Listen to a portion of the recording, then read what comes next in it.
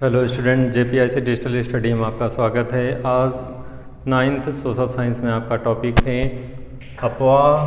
भारत में अपवाह तंत्र के विभाजन या अपवाह तंत्र का विभाजन व वर्गीकरण के संदर्भ में अध्ययन करेंगे। भारत में अपवाह तंत्र का विभाजन किस रूप में हुआ है, कैसे हुआ है, उनके विस्तार से हम लोग अध्ययन करेंगे। तो जैसे इसके पहले आप अपवाह के संदर्भ में अध्ययन कर लिए हैं कि भारत में जल प्रवाह, जो नदियों का जो जल प्रवाह है, उनका जो विभाजन है वो किस रूप में है, कैसे है, इसके संदर्भ में हम लोग अध्ययन करेंगे।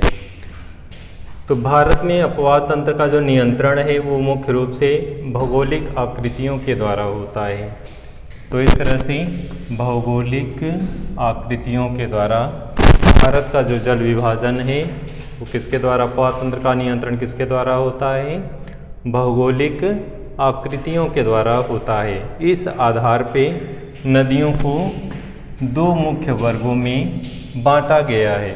जैसा कि आप जानते हैं, भारत की भौगोलिक स्वरूप इस रूप में है कि एक तरफ जहाँ हिमालय की ऊंची ऊंची चोटियाँ हैं, उस ग्लेशियर से जो नदियाँ निकलती हैं वो वर्ष भर जल से भरी रहती हैं। तो जिसे इसके पहले कल के वीडियो में आपने अध्ययन किया था कि किस रूप में नदियाँ हिमालय से निकल रही हैं, उनका स्रोत ग्लेशियर है और ग्लेशियर के माध्यम से उनमें वर्ष भर जल रहता है। तो इस तरह से हिमालय से निकलने वाली नदियाँ हैं। तो ये एक भौगोलिक रूप इस तरह से है। दूसरा है प्रायद्वीपीय भारत की नदियाँ हैं जो दक्षिण की तरफ हैं। तो ऐसे स्थिति में दोनों का भौगोलिक स्वरूप में अंतर पाया जाता है और इसी के आधार पे विभाजन किया गया है। तो भारत में अपवाह तंत्र का जो नियंत्रण के मुख्य रूप से क्या है, भौगोलिक आकृतियों के द्वारा होता है। इस आधार पे भारतीय नदियों को दो वर्गों में बांटा गया है, हिमालय की नदियाँ या हिमालय से निकलने वाली नदियाँ, और दूसरा है प्रायद्वीपीय नदियाँ। दोनों के संदर्भ में आप जानते हैं कि हिमालय की जो नदियाँ हैं उनका जो स्रोत है ग्लेशियर होता है। ग्लेशियर जब पिघलता है तो पिघलने से वही जलराशि निकलती है, वही नदियों के जल का क्या होता है, स्रोत होता है। दूसरा क्षेत्र जो है प्रायद्वीपीय भारत की नदियाँ हैं जो प्रायद्वीपीय क्षेत्र में बहती हैं। तो इस तरह से भारत में जो नदी तंत्र है उनको दो वर्गों में डिवाइड किया गया है। आप जानते रहें, कभी अपवाह तंत्र पूछता है एग्जाम में, कभी नदी तंत्र पूछता है। तो इस रूप में आप समझते रहें, चाहे नदी तंत्र पूछे या अपवाह तंत्र, दोनों एक ही चीज़ है। तो इस तरह से भारत में जो है नदी तंत्र को या अपवाह तंत्र को कितने रूप में विभाजित किया गया है, दो भागों में। तो पहला क्या है, हिमालय की नदियाँ या हिमालय से निकलने वाली नदियाँ, और दूसरा क्या है, प्रायद्वीपीय नदियाँ। तो इस तरह से हिमालय की और प्रायद्वीपीय नदियों के रूप में, हिमालय के और प्रायद्वीपीय नदी तंत्र के रूप में अपवाह तंत्र को दो वर्गों में डिवाइड किया गया है। दो भाग हो गए, दो तंत्र हो गए नदी तंत्र के। अब इनको जो है अलग अलग हम लोग अध्ययन करेंगे। तो पहले हिमालय के संदर्भ में अध्ययन करेंगे। जैसा कि आप जानते हैं, हिमालय की जो नदी तंत्र हैं, आप इसको सब डिवीज़न करेंगे। फर्स्ट डिवीज़न में एकदम सरल तरीके से समझेंगे कि जो नदी तंत्र है या अपवाह तंत्र है उसे मुख्य रूप से कितने भागों में डिवाइड किया गया है, दो भागों में। हिमालय से निकलने वाली नदी तंत्र और दूसरा है प्रायद्वीपीय भारत की नदी तंत्र। तो दो विभाजन हो गए। अब हिमालय से हम लोग अध्ययन करेंगे। हिमालय से निकलने वाली नदी तंत्र को जो है तीन वर्गों में डिवीज़न किया गया है। यानी अभी तक जो मुख्य है हिमालय से निकलने वाली नदियाँ और दूसरा है प्रायद्वीपीय भारत की नदियाँ। अब हिमालय की नदियों को कितने भागों में डिवाइड किया गया है, तो तीन तंत्र इसके हैं। हिमालय से निकलने वाली नदियों को तीन तंत्र में डिवाइड किया गया है।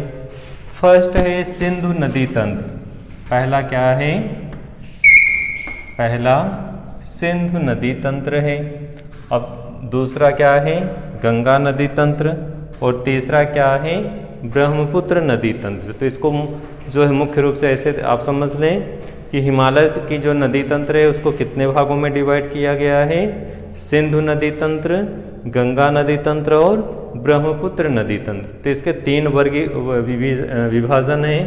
तीन रूप से आप समझेंगे, सिंधु नदी तंत्र, दूसरा है गंगा नदी तंत्र और तीसरा है ब्रह्मपुत्र नदी तंत्र। तो तीन विभाजन हो गया, सिंधु, गंगा और ब्रह्मपुत्र। अब सिंधु नदी तंत्र को हम लोग अध्ययन करेंगे।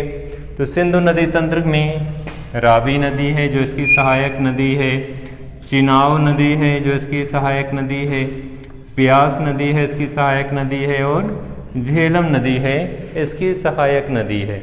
अगर आपको ऐसे शॉर्ट क्वेश्चन पूछा जाए कि सिंधु नदी के सहायक नदी तंत्रों के नाम बताएं, बहुत सरल शब्दों में सिंधु नदी के सहायक तंत्रों के नाम या सहायक नदियों के नाम, तो आप क्या क्या बताएंगे?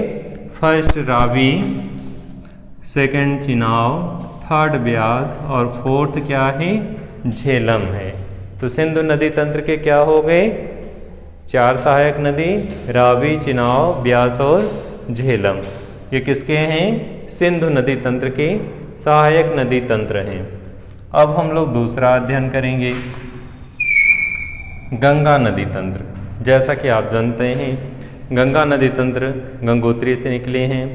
तो गंगोत्री ग्लेशियर का जो इनका है क्या है? ये जल स्रोत है। तो गंगा नदी तंत्र की जो सहायक नदी तंत्र हैं कौन कौन से हैं? इसमें है यमुना है, घाघरा है, गंडक है, कोसी है। अगर आपसे यहाँ पे शॉर्ट क्वेश्चन पूछा जाए कि गंगा नदी तंत्र के सहायक नदी तंत्रों के नाम बताएं, तो आप क्या बताएंगे? गंगा नदी के सहायक नदी तंत्र फर्स्ट यमुना है, सेकंड घाघरा है, थर्ड गंडक है और नेक्स्ट कोसी है। तो इस तरह से रास्ते में तो बहुत सहायक नदियाँ पड़ती हैं जो गंगा नदी में मिल जाती हैं, लेकिन मुख्य रूप से आप ऐसे समझते रहें कि गंगा नदी तंत्र के जो है सहायक नदी तंत्र यमुना, घाघरा, गंडक और कोसी ये मुख्य हैं, बाकी और सारी नदियाँ हैं। तो इस तरह से गंगा नदी के सहायक नदी तंत्र हैं। तो पहला सिंधु नदी हिमालय से निकलने वाली नदी तंत्र का विभाजन में पहला सिंधु था, सेकंड गंगा है और थर्ड क्या है? ब्रह्मपुत्र नदी तंत्र। तो इस तरह से आप अभ्यास करते रहें और याद करते रहें और जानते रहें कि हिमालय के नदी तंत्र को 3 भागों में डिवाइड किया गया है, सिंधु नदी तंत्र, गंगा नदी तंत्र और ब्रह्मपुत्र नदी तंत्र।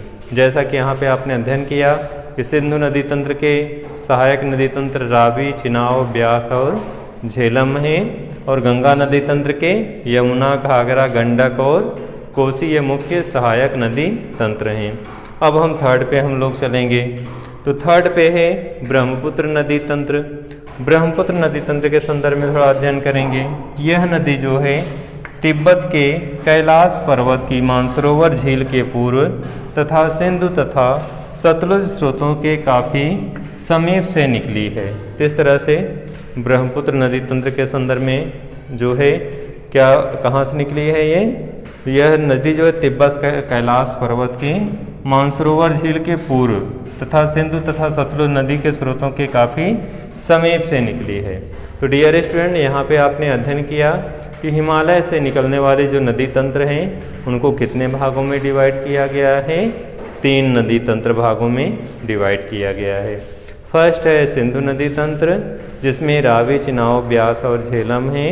सेकंड है गंगा नदी तंत्र जिसमें यमुना जो है, घाघरा, गंडक और कोसी मुख्य रूप से सहायक नदी तंत्र हैं। और थर्ड है ब्रह्मपुत्र नदी तंत्र। यह नदी तंत्र कैलाश पर्वत की मानसरोवर झील के पूर्व तथा सिंधु तथा सतलुज के स्रोतों के काफ़ी समीप से निकली है। तो इस तरह से हिमालय के नदी तंत्र को 3 भागों में डिवाइड किया गया है। अब यहाँ पे आएंगे हम लोग, जो मुख्य रूप से नदियों का जो मुख्य वर्गीकरण है वो क्या है? फर्स्ट है हिमालय नदी तंत्र और सेकंड है प्रायद्वीपीय नदी तंत्र। अब प्रायद्वीपीय के हम लोग समझेंगे तो अधिकांश प्रायद्वीपीय जो नदियाँ हैं वो कैसी हैं? मौसमी होती हैं। मौसमी का मतलब है कि केवल बरसात के दिनों में इनमें जल वर्ष भर जल नहीं रहता, केवल मौसम बरसात के समय में ही इसमें जल रहता है, बाकी मौसम में सूख जाती हैं नदियाँ। तो इस तरह से ये नदी तंत्र को क्या बोला जाता है? मौसमी नदी तंत्र, यानी मौसमी नदियाँ होती हैं ये, क्योंकि इनका प्रवाह जो है किस पर निर्भर करता है? वर्षा पर निर्भर करता है। तो इनके जल का जो प्रवाह है किस पर निर्भर करता है? वर्षा पे। अब इसके संदर्भ में हम लोग अध्ययन करेंगे। तो फर्स्ट है नर्मदा। जो इसके अंतर्गत प्रायद्वीपीय नदियों में है नर्मदा और ताप्ती। अब इसमें भी आपके दो इम्पोर्टेंट क्वेश्चन बन रहे हैं। दक्षिण भारत की दो नदियों के नाम बताएं जो पूर्व से पश्चिम की ओर बहती हैं। तो दक्षिण भारत की दो नदियों के नाम जो पूर्व से पश्चिम की ओर बहती हैं, नर्मदा और ताप्ती। तो नर्मदा नदी जो है मध्य प्रदेश के अमरकंटक पहाड़ के पश्चिम भाग से निकली है। तो ये फर्स्ट हो गया, नर्मदा हो गया। सेकंड है तापी नदी। ये दोनों नदियां जो हैं दक्षिण भारत की ऐसी नदियां हैं जो पूर्व से पश्चिम की ओर बहती हैं। किधर से? पूर्व से पश्चिम की ओर। इसको लर्न रखेंगे कि नर्मदा और ताप्ती ऐसी नदियां हैं दक्षिण भारत की जो पूर्व से पश्चिम की ओर बहती हैं। तो सेकंड में आएंगे हम लोग, जो है नर्मदा है। नर्मदा जो है मध्य प्रदेश के अमरकंटक पहाड़ के पश्चिम भाग से निकली है। थर्ड है तापी। तापी जो है मध्य प्रदेश के बैतूल जिले से सतपुड़ा श्रृंखला से निकली है। अगला है गोदावरी। गोदावरी महाराष्ट्र के नासिक जिले के पश्चिमी घाट के ढालों से निकली है। नेक्स्ट है महानदी। यह छत्तीसगढ़ की उच्च भूमि से निकली है। अगला है कृष्णा। कृष्णा जो है महाराष्ट्र के पश्चिमी घाट के महाबलेश्वर के निकट से जो है इसका जल स्रोत है। अगला है कावेरी। कावेरी जो है पश्चिमी घाट के ब्रह्मगिरी श्रृंखला से निकली है। तो डियर स्टूडेंट, आपने अध्ययन किया आज के वीडियो में कि किस तरह से जो अपवाह तंत्र है, अपवाह तंत्र को या नदी तंत्र को कितने भागों में मुख्य रूप से बांटा गया है। इसके दो विभाजन किए गए हैं, हिमालय से निकलने वाली नदी तंत्र और दूसरा है प्रायद्वीपीय नदी तंत्र। फिर आगे सब डिवीज़न में आएंगे। हिमालय से नदी तंत्र को कितने भागों में फिर डिवीज़न किया गया, विभाजन किया गया है, तो 3 है। तो हिमालय के नदी तंत्र को 3 भागों में रखा गया है, सिंधु नदी तंत्र, गंगा नदी तंत्र और ब्रह्मपुत्र नदी तंत्र। जैसा कि आपने अध्ययन किया कि सिंधु नदी तंत्र में रावी, चिनाब, ब्यास और झेलम सहायक नदी तंत्र हैं और सेकंड में गंगा नदी तंत्र है जिसके अंतर्गत यमुना, घाघरा, गंडक और कोसी मुख्य रूप से सहायक नदी तंत्र हैं। तीसरा जो है ब्रह्मपुत्र नदी तंत्र है और इसके बाद जो है आपने अध्ययन किया प्रायद्वीपीय नदियाँ जो दक्षिण भारत की नदियाँ हैं। तो इस तरह से आपने आज के इस वीडियो में जो है नदी तंत्र के संदर्भ में अध्ययन किया। अगले वीडियो में नए विषय वस्तु के साथ प्रस्तुत होंगे। धन्यवाद।